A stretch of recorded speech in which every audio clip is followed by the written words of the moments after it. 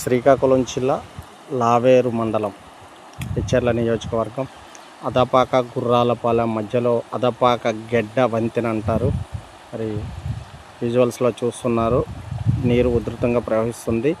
దీనికి ఆనుకొని ఉన్న రోడ్డు కృంగి వాహనాలు నేషనల్ హైవేకి 4 కిలోమీటర్ల దూరంలో ఉంది ఈ ప్రాంతం.